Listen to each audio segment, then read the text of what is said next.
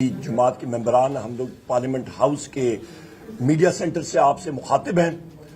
آج بھی ہم نے پوری کوشش کی کہ اسپیکر قومی اسمبلی ہمیں فلور دے اور ہم لوگ عوام کی امنگوں کی جو ترجمانی ہے اس کا حق ادا کریں اور قومی اسمبلی میں اپنی بات کر سکیں۔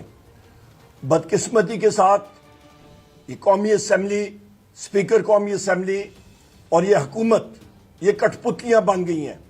ان کے پاس اپنا نہ ذہن ہے نہ ان کے پاس اپنی مرضی یہ کر سکتے ہیں۔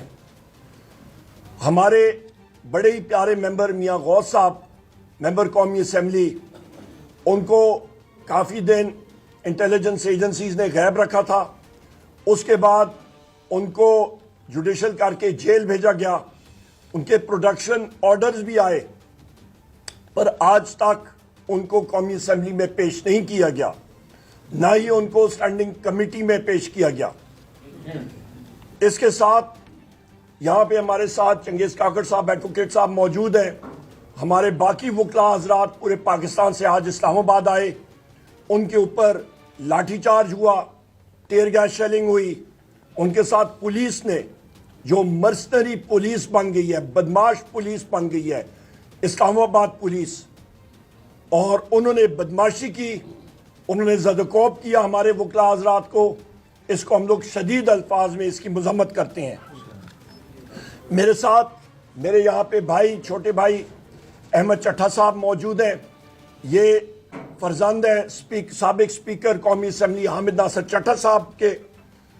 ان کے گاؤں کے گھر پہ بھی اور لاہور کے گھر پہ پنجاب پولیس جو ایک وحشیانہ پولیس بن چکی ہے، ڈاکٹر عثمان انور ایک ٹاؤٹ ہے اور انہوں نے جو توڑ پھوڑ کی، سادہ لباس میں ملبوس لوگ بھی ان کے ساتھ موجود تھے، انہوں نے گھر کے خواتین کو زدوکوب کیا، انہوں نے وہاں پہ بدتمیزی کی اور مکمل ان کے دونوں گھر جو ہیں وہ توڑ پھوڑ کر کے رکھ دیے، جس کی ہم لوگ شدید الفاظ میں مذمت کرتے ہیں۔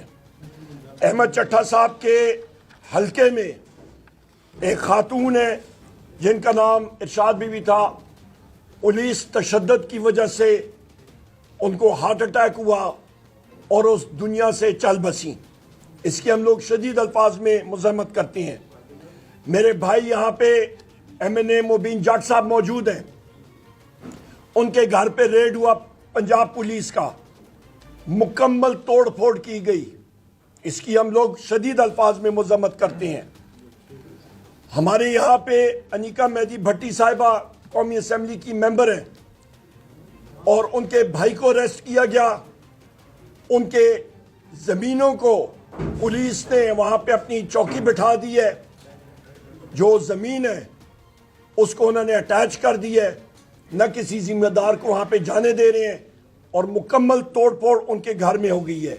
اس کی ہم لوگ شدید الفاظ میں مذمت کرتے ہیں۔ میرے بھائی یہاں پہ جمشید دستی صاحب یہاں پہ میرے خالے موجود، یہ میرے ساتھ ہی موجود ہیں۔ ان کو یہ شرف حاصل ہوا ہے کہ ابھی تک پیکا ایکٹ، یہاں پہ میرے صحافی حضرات آپ سن لیں، ملک میں ابھی تک آپریشنلائز نہیں ہوا، پر جمشید دستی صاحب آپ سے سبقت آگے لے گئے، ان کے اوپر پیکا ایکٹ لگ چکا ہے۔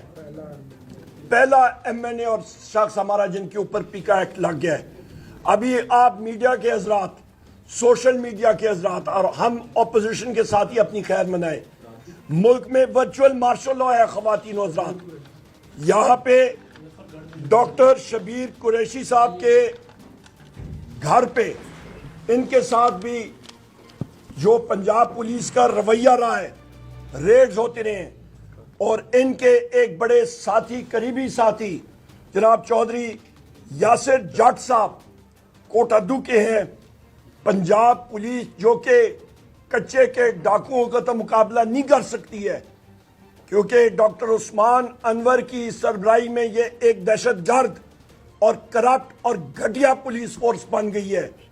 تو انہوں نے کیا کیا کہ پولیس ریڈ کے دوران چودھری یاسر جٹ صاحب ان کو اتنا زدوکوب کیا, آنسو گیس کی شیلنگ ہوئی, لاٹھیاں ماری گئی, لاٹھی چارج ہوا کہ اس دنیا سے چلے گئے, ان کو ہارٹ اٹیک ہوا اور وہ اس دنیا میں بھی نہیں رہے.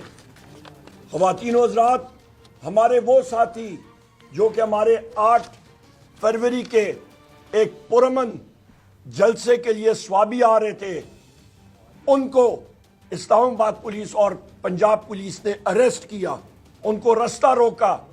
ہم لوگ اس کی شدید الفاظ میں مذمت کرتے ہیں.